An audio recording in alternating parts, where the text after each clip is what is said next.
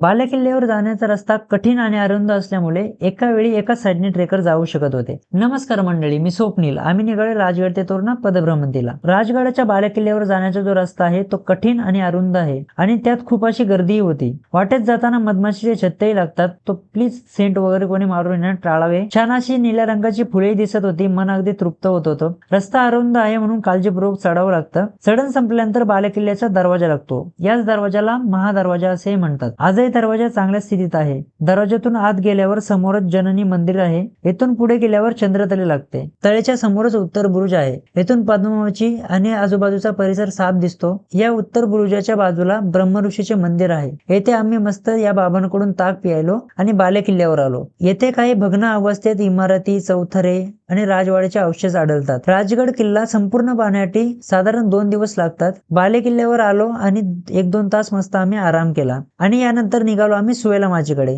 राजगड छत्रपती शिवाजी महाराजांच्या ताब्यात येण्यापूर्वी राजगडाचे काय नाव होते तुम्हाला माहित आहे का? पाहूया कोणाकोणाला माहित आहे. कमेंटमध्ये नक्की सांगा. भेटूया नेक्स्ट पार्टमध्ये. फॉलो करायला विसरू नका.